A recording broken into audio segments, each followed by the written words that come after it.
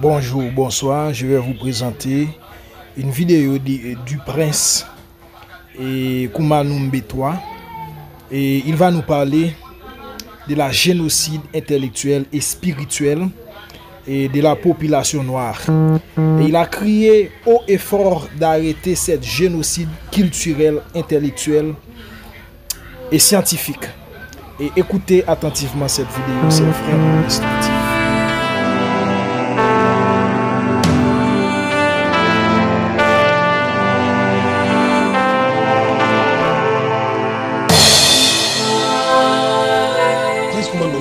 Le privilège est le mien dans cette émission de poser toujours la première question. Quel est le problème que vous avez avec votre prénom Alexandre? Bon, Kalambola Bousso, Amboa, Sangumbe na Mignon, Sangumbe na Moutete. Il fallait d'abord quand même que je dise donne la paix à notre peuple. Voilà. Avec mon prénom Alexandre, ça c'est intéressant. Bon, mon prénom c'est le Dinala Mukala. C'est le nom du blanc. Je ne suis pas un blanc. Je suis un noir. C'est ça mon nom. Le problème, c'est que je n'ai jamais entendu qu'un Européen s'appelle Koumandoumbe. Mais les Africains s'appellent Géraldine, Christian. C'est quoi ça? C'est très dangereux lorsqu'on vous enlève votre identité pour vous donner une autre identité. Mais à vous entendre, de partir de là où vous êtes, de ce que vous êtes en train de dire, pour en arriver à dire que vous êtes xénophobe ou raciste, il y a qu'un pas à franchir. Comment raciste, comment? Je vais vous dire, j'étais à Munich, parce que moi j'ai fait mes études secondaires à Munich. J'avais un ami, vraiment un ami allemand, on s'aimait beaucoup, et quand son enfant est né, il a voulu donner mon nom à son enfant. Koum Undoumbe. Il l'a fait, il l'a écrit. Quand c'est arrivé à la mairie, on lui a dit, ça c'est quoi ça? À Munich. On lui a dit, va dans les départements d'ethnologie pour qu'on dise que ça c'est un nom qu'on peut donner à un être humain. Et c'est depuis ce jour-là que j'ai dit que mon prénom Alexandre Zéro, c'est fini. Pourquoi est-ce que vous n'avez pas des Européens qui portent les noms des Africains? Non, mais si, et c'est les Africains qui portent les noms des autres. Quand on t'enlève ton nom pour te donner le nom de quelqu'un d'autre, c'est très grave. Mais Prince Koumanu Mbetwa, il y a bien, on a des exemples comme Nana Mouskouri, il y a bien Nana devant son nom. Nana, ça ne vient pas d'ici. Si, son père a été au Cameroun, Nana Mouskouri. Oui. C'est un exemple, mais peut-être également que le fait de donner un prénom occidental à un Camerounais, c'est le reflet de cet héritage colonial. Est-ce que ça ne fait pas partie enfin de notre culture? Mais moi, je ne me définis pas par rapport à la colonisation. C'est comme on dit que le Cameroun est bilingue. Ça, c'est le problème des gens qui disent ça. Le Cameroun est multilingue. Quand vous vous définissez, c'est par rapport à la colonisation. Que anglais, bon, vous parlez anglais, vous parlez français. Vous avez dit, moi, j'aime bien d'abord saluer mon peuple. Vous avez entendu ça? C'est très grave quand on vous enlève votre personnalité pour vous donner la personnalité de quelqu'un d'autre. À ce moment-là, on vous maîtrise et on vous gère. Et c'est ça le problème des Africains aujourd'hui. Donc, moi, j'honore mes parents qui m'ont donné le nom d'Alexandre. C'était par rapport à... vous savez, c'est un nom qui est connu dans la famille, le prince Alexandre Wangabel, tout ça. Bon, c'est un nom qui est connu, mais je vous ai dit, pour le jour où j'ai commencé à dire que moi, je ne vais plus utiliser.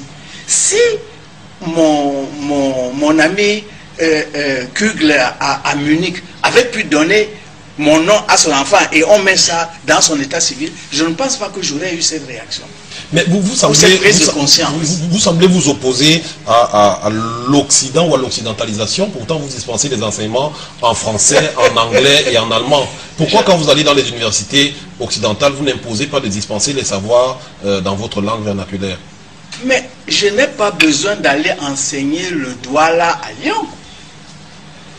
Pourquoi? Mon problème c'est que quand je suis à la télévision à Douala, mais posez-moi les questions en Douala. Mon problème c'est que quand j'enseigne à l'université à Douala, il faut qu'on enseigne en Douala. C'est ça le problème. Quand je suis... Vous enseignez à Yaoundé 1 par exemple, pourquoi vous n'avez jamais enseigné en Douala? Mais parce que le système ne me permet pas de le faire. Et il faut changer ce système. C'est urgent.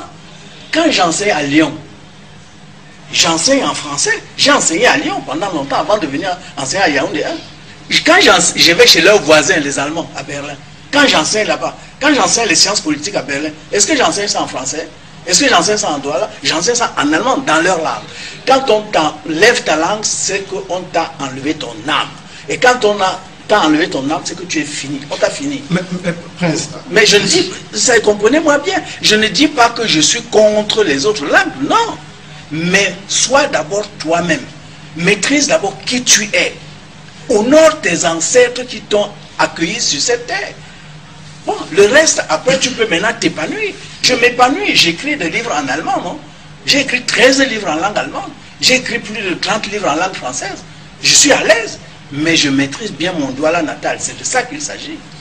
Professeur, est-ce que vous essayez de dire que le développement chez nous, le développement par lequel nous courons depuis tant d'années, est voué à l'échec parce que justement notre développement, nous le menons avec la langue, la culture, les habitudes de Ce n'est pas seulement la langue, de toute façon c'est voué à l'échec. Et je le dis avec fermeté.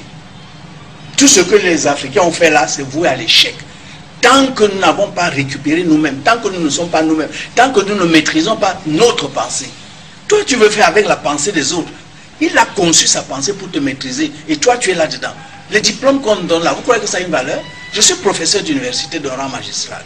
J'enseigne, comme vous avez dit, dans toutes ces universités du monde. Mais je pleure quand je vois les... C'est-à-dire, quand on donne les diplômes à nos enfants, je leur dis que vous êtes des diplômés, c'est vrai, mais des diplômés illettrés.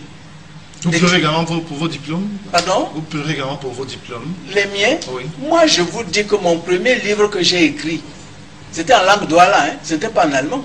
Mais je ne pleure pas. C'est-à-dire que ce que je veux dire par là, c'est que on ne peut pas dépenser tant d'argent comme dans nos pays. C'est-à-dire pour l'école primaire, le secondaire, etc.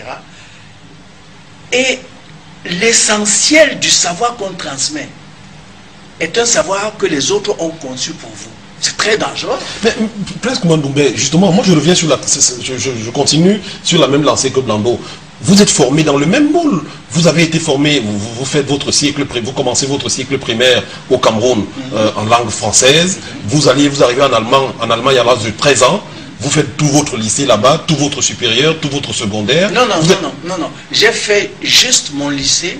Je suis allé à l'âge de 15 ans à Munich. Oui. J'ai fait mon lycée, c'est-à-dire mon bac, j'ai un bac allemand. Mais après, je suis allé en France pour faire les études. Et j'ai fait toutes mes études supérieures en France. Bon, mais... Alors, mais c'est dans ce moule-là que vous êtes formé. Absolument. Et c'est dans ce moule que les jeunes d'aujourd'hui continuent de se former. Je ne vois pas très bien où est le problème. Le problème, c'est que moi, peut-être que j'ai une chance. Avant l'âge de 15 ans, j'avais déjà ma formation fondamentale.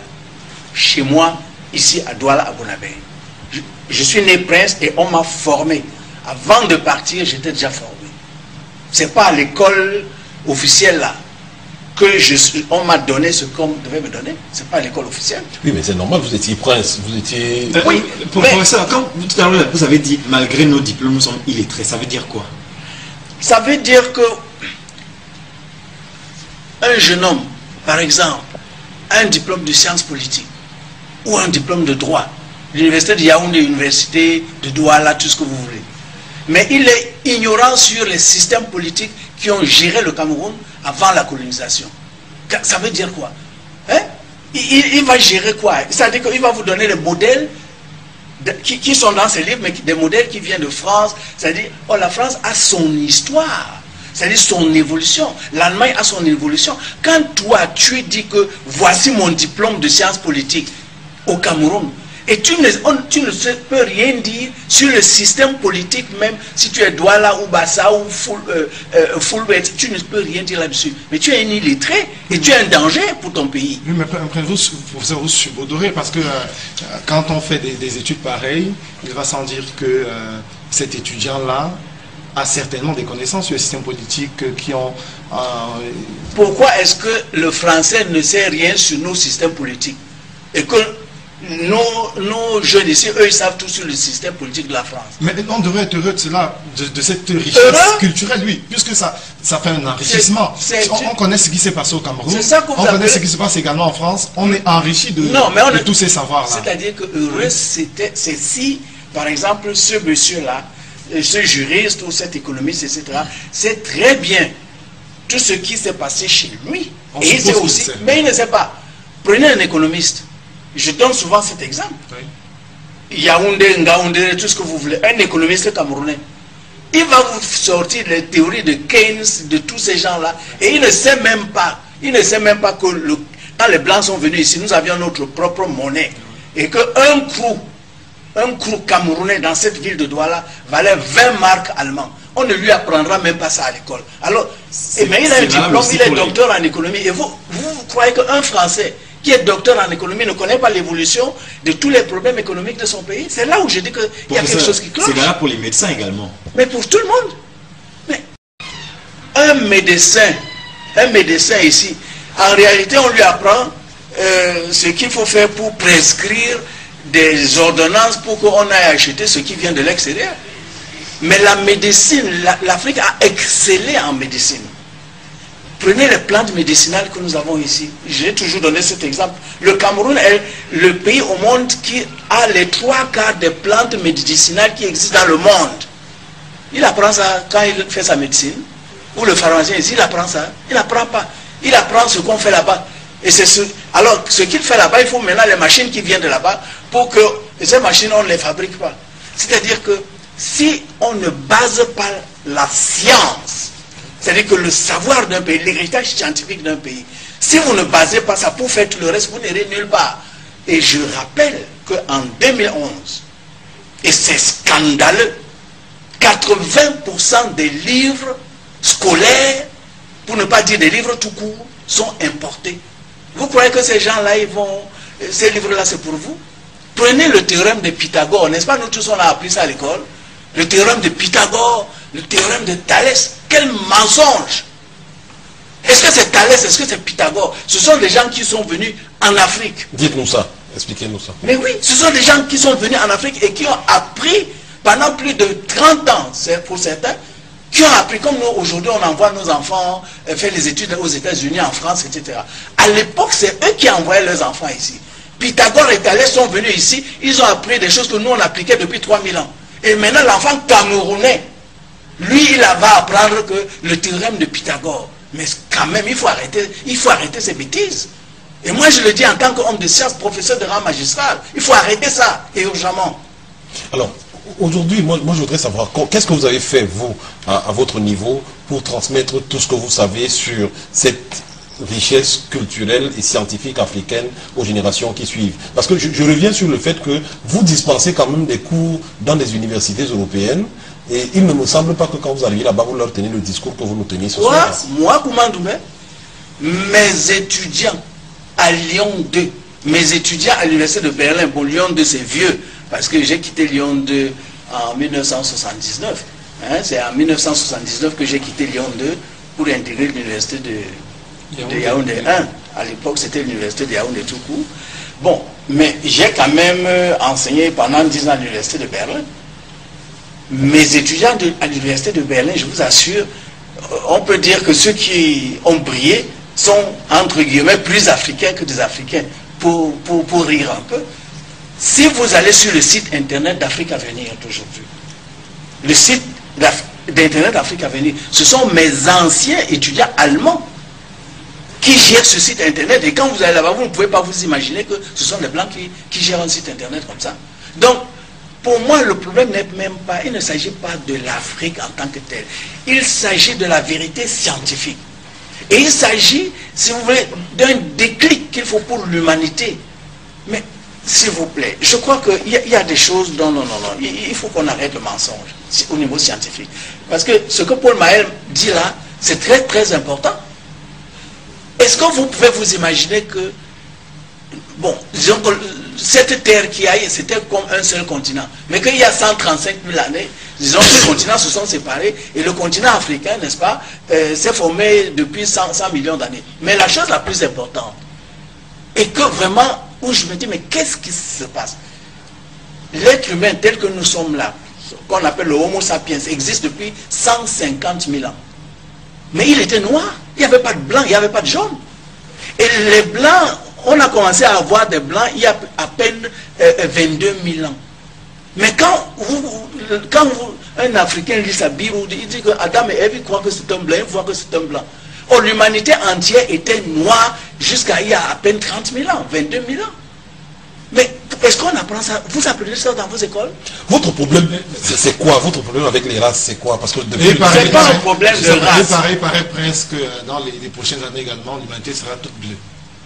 Bleu, je ne sais pas, je ne connais pas cette théorie-là. Mais le problème, c'était le problème des migrations. Oui. Puisque, si vous voulez, c'est l'Afrique qui avait le climat qui permettait à l'être humain d'être vivant. Bon, et dans les autres, c'était les glaces. On ne pouvait pas vivre là-bas. Donc, ce n'est pas les migrations que les couleurs de peau ont changé. Bon, il y a des théoriciens, c'est-à-dire qui travaillent là-dessus. Mon problème n'est pas un problème de race. Mon problème, c'est un problème de falsification de l'histoire. Et que cette falsification de l'histoire est enseignée. Et moi, je dis non, nos présidents de la République, dans les pays africains, doivent prendre leurs responsabilités. Parce que c'est ce que j'appelle, moi, il faut qu'on arrête le génocide intellectuel. Mais la faute également aux professeurs d'université, parce que si le travail n'est pas bien fait à la base avec les élèves, on suppose quand même qu'à l'université, les anciens de rang magistral comme vous vont procéder à la reconstruction des consciences. Cela pourrait se faire. Est-ce que vous le dites à vos collègues enseignants qu'à l'université, qu'il y ait ce discours et que la reconstruction s'opère? Bon, d'abord, je crois que bon, ce que moi je dis là, je le dis dans mes cours tous les jours, hein, oui. Que ce soit à Yaoundé, à Berlin ou n'importe où, parce que, encore une fois, ce n'est pas un problème de l'Afrique, c'est un problème de l'humanité entière, qu'il faut arrêter cette falsification pour qu'on voit comment, c'est-à-dire on peut redémarrer. Parce que tout ça, c'est ça qui entraîne aussi le sous-développement. Hein. Donc moi, je dis qu'au niveau de l'université, c'est vrai, vous avez des conférences, etc. Mais ça ne suffit pas. Ça ne suffit pas que Cheikh Anta Diop à Dakar ait fait telle ou telle découverte. Ça ne suffit pas que moi, ici, il faut que les hommes politiques, les présidents de la République des pays africains, prennent conscience que, mais on nous a fourvoyés. Et que pour un vrai développement, pour qu'on démarre vraiment, il faut d'abord qu'on s'assoie sur notre savoir. Parce que le savoir était africain pendant des millénaires. Le savoir, parce que les gens s'arrêtent à l'Égypte ancienne, antique. Mais l'Égypte antique, ce n'est que 5000 ans. Moi, je vous dis, ça fait depuis 150 000 ans que le noir, n'est-ce pas, a fait asseoir son savoir. Bon, je vais vous donner un exemple encore. Excusez-moi, parce qu'il faut être concret dans ces choses-là. On parle des mathématiques. Hein? Le petit enfant apprend les mathématiques à l'école, etc. Mais ce qu'on appelle l'os d'Ishango, on a découvert l'os d'Ishango à côté du lac Albert au Congo démocratique. Un os où il y a 22 000 ans, il y a les formules mathématiques les plus anciennes. Aujourd'hui, vous avez une statue à Bruxelles pour célébrer l'os d'Ishango. Où est-ce que vous célébrez ça ici au Cameroun? Le savoir africain, où est-ce que vous célébrez ça? Il est urgent qu'on change le cap. Professeur, on va revenir à ce qui fait un peu l'actualité. Voici votre tout dernier livre. On va le tenir. Qui s'appelle 50 ans déjà, quand cessera enfin votre indépendance est là. Est-ce que ce livre, vous le vouliez un peu comme le son de cloche nationaliste, panafricaniste, pendant les célébrations de cinquantenaire? Un son de cloche qu'on n'a pas beaucoup entendu. Hein. Mais ce n'est pas une histoire de son de cloche. Est-ce que vous êtes indépendant? Au Cameroun, au Gabon, en Côte d'Ivoire, est-ce que vous êtes indépendant? On a célébré les indépendances. Mais nous avons... On célèbre n'importe quoi. Pourquoi vous n'avez pas dit quand ce sera votre dépendance là? Non, quand ce sera votre indépendance là. Ce n'est pas une indépendance. Cette indépendance là que De Gaulle a donnée là. C'est pas pour ça que les Oumyobé sont morts. C'est pas pour cette indépendance que les Oumyobé sont morts. C'est pas pour cette indépendance que les Wandji ont été pendus. C'est quelle indépendance? La souveraineté des peuples africains. Pour que l'Afrique soit assise sur son savoir. Et pour que les ressources naturelles africaines soient d'abord utilisées par les Africains. Est-ce que c'est une indépendance là? Mais je dis, vous pouvez vraiment déterminer ce que vous voulez faire dans votre pays sans que M. Sarkozy vous dise non, attention là. Il faut arrêter ça. Dans cet ouvrage, vous parlez également de solidarité entre les peuples, entre les nations en Afrique. Est-ce que c'est véritablement possible en Afrique? Bon, moi, j'ai toujours dit ceci. Je pense sincèrement à... Vous voulez que je vous dise quelque chose? Quand j'ai eu 24, le jour où j'ai eu 24 ans, ce que j'ai décidé moi, attendez, parce que vraiment, non, il faut arrêter. Il faut arrêter. Pas. Non, je ne me fâche pas, mais on nous a trop tués. Vous voyez, j'ai écrit ça le jour où j'ai eu 24 ans. Je me suis dit, qu'est-ce que je vais faire de ma vie? Moi, Koumandoumé, qu'est-ce que je vais faire de ma vie à l'âge de 24 ans? Je n'étais pas ici, j'étais à Lyon, en France. Et j'ai dit ceci, parce que vous parlez de l'Afrique. Pour moi, je confonds le sens de ma vie au sort de l'Afrique. À cette personnalité que je voudrais ajouter à l'humanité. J'ai peur que cela ne soit une confusion réelle et peut-être une excuse qui m'éviterait une réflexion profonde. Et pourtant, je ne peux jusqu'à l'heure actuelle attribuer un autre sens à ma vie que celui qui mène à la libération totale de tout le peuple africain, au respect de la dignité de l'homme noir et par tout ce processus à un apport personnel à l'humanité. Et quand je dis libération totale, ça veut dire aussi unité, unification de l'Afrique. C'est pour ça que moi je lance un appel, encore une fois, au président de la République du Cameroun et au président de la République des autres pays de ce continent. S'il vous plaît, créez un ministère chargé de l'unification de l'Afrique et de l'intégration sous-régionale. Ça veut dire que tout le combat qui est mené dans le cadre aujourd'hui, par exemple l'Union africaine, vous le bottez en touche. Mais l'Union africaine a beaucoup de problèmes. C'est le combat de l'Union africaine. Disons que c'est le combat depuis les pères comme Kwame Nkrumah, Haïlé Sélassié d'Éthiopie. C'est ça en réalité, mais nous n'avons pas réussi, vous savez, parce que les autres n'ont pas intérêt à ce que l'Afrique s'unisse. Ça soyez-en sûrs. Hein? Les autres ne veulent pas que l'Afrique s'unisse. Parce que le jour où l'Afrique va s'unir, nous sommes déjà aujourd'hui, en 2011, nous sommes plus d'1 milliard.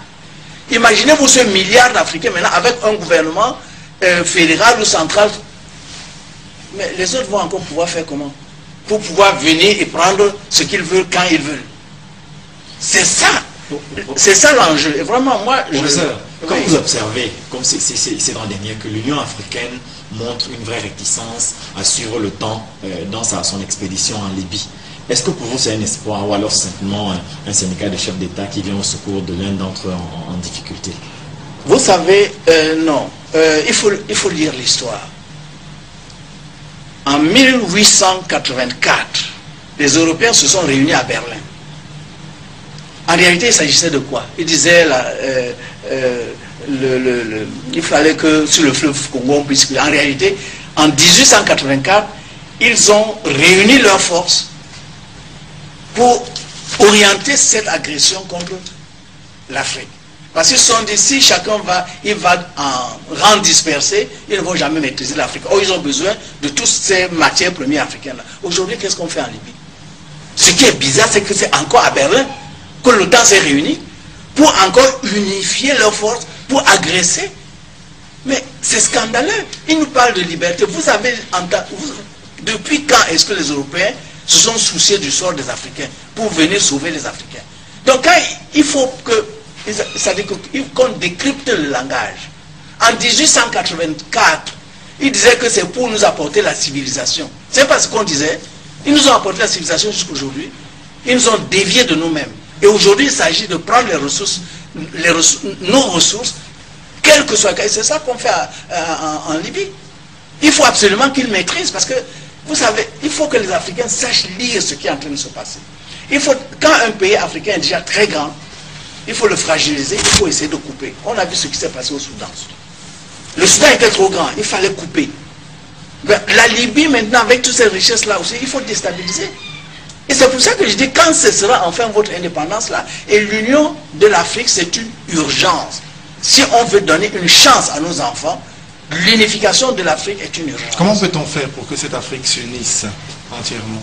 Mais il faut d'abord que le génocide intellectuel et spirituel cesse, parce que on ne nous a pas seulement génocidé au niveau intellectuel, mais aussi spirituel. C'est qu'il ne faut pas que vous soyez vous-même. Donc il faut d'abord comprendre. Il faut d'abord comprendre cela. N'est-ce pas que il faut comprendre que, mais en réalité, comment cesser le génocide intellectuel? Est-ce qu'il faudrait revoir les programmes d'enseignement dans les écoles à la base? Est-ce que c'est comme ça qu'on cesse ce génocide? Absolument, il faut revoir ça. Que quand l'enfant voit ce qu'on appelle le théorème de Pythagore ou de Thalès, etc., qu'on enlève d'abord ce nom-là et qu'on mette les noms des vrais inventeurs de ces théorèmes. Peut-être également en vulgarisant les langues nationales, parce qu'elles sont vouées au périssement. Mais les langues nationales, c'est l'âme d'un peuple. Oui. Et vous ne pouvez pas vous développer avec l'âme de quelqu'un d'autre. Ça, c'est absolument impossible. Ça veut dire que vous préconisez quoi? Qu'au Cameroun, par exemple, qu'on commence à enseigner les 250, 200, 300 langues que nous avons à l'école aux enfants, comment est-ce qu'on va faire pour choisir l'une de ces langues et qu'elle devienne la langue que tout le monde va étudier? Nende douala wana, nyanje télévision et ma baisse, non pas mieux dit na douala. Nende douala.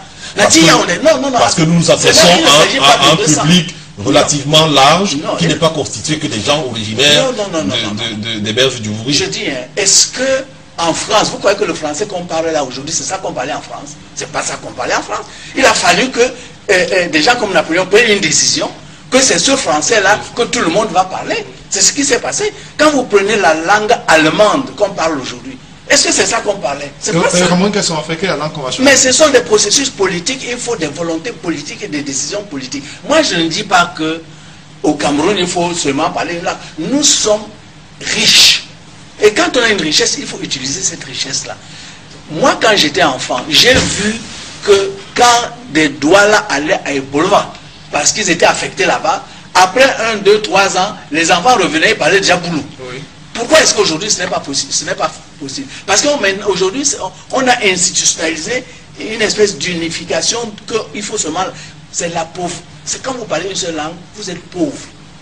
Parlez 2, 3. Moi, je parle allemand, j'écris, vous voyez, non, j'écris le livre en allemand, en français, en anglais, en douala. Je suis riche. Mais vous voulez que ce soit une seule langue? Vous ne faites pas en Mandjouma, par exemple. Mais parce que l'infrastructure ici ne nous le permet pas. Oh, c'est ça qu'il faut. Mais c'est pas une question de volonté. Est-ce que vous avez la volonté déjà? Moi, comment Doumbé? Oui. Oh là là. J'ai cette volonté. Et c'est pour ça que j'ai fondé Afrique Avenir. Et quand vous... Je me rappelle encore, en 1980, et Stéphane Tchakam était là, en 1997. La Fondation Afrique Avenir a organisé un concours de langue. Et nous avons invité plusieurs lycées.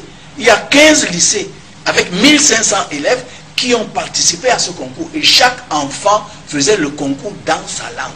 Tu es Fulbé, tu faisais le concours en Fulbé. Tu es Menjumba, tu es Djang, tu faisais ton concours à Yemba. Nous l'avons fait. Bon, mais moi avec mes petits moyens de bord. Et vous savez qui m'avait aidé pour faire ça? Non. Le ministère de l'Éducation de l'Autriche à Vienne. Et voilà. Non pas du Cameroun. Je voudrais juste qu'on appuie complètement la question que vous a posée Stéphane tout à l'heure, oui. Celle de savoir où était le problème au niveau de l'unité de l'Afrique, qui semblait être que vous prenez comme étant la solution à tous les maux du continent. Non, pas le problème, vous semblez dire que l'Afrique ne parvient pas à s'unir parce que justement les puissances occidentales s'y opposent. Est-ce que vous ne pensez pas que justement c'est un problème des chefs d'État et gouvernants africains eux-mêmes d'abord? Les deux problèmes sont liés. Parce que quand en 1960 nous avons eu cette pseudo-indépendance où j'ai dit qu'il faut arrêter cette indépendance-là, nos chefs d'État, qui les a mis au pouvoir? Il faut qu'on se parle, qu'on se regarde dans les yeux. Qui les a mis au pouvoir? C'est les peuples africains. Dans la plupart des cas, et c'est là où le problème de l'Afrique a commencé. Et moi, dans mon livre qu'il a montré, que vous avez montré là, 50 ans déjà, je raconte ce que j'ai vécu comme petit élève à Munich. Quand en 1963, j'ai vu, enfin à l'eau, il fallait donc aller à Addis Abeba là. Les pays francophones, qu'est-ce qu'ils ont fait? Ils sont d'abord partis à Paris. Et j'ai vu, ils ont fait une grande photo, De Gaulle était au milieu. C'est après qu'ils sont allés à Addis Abeba. Et quand ils sont rentrés, au lieu de rentrer à Yaoundé ou à Dakar, ils sont encore allés d'abord à Paris. C'est là que il y a eu l'échec. C'est là où on a tué cet élan de l'unification de l'Afrique. Donc, mais aujourd'hui, nous sommes en 2011. Je crois que même nos chefs d'État ont compris.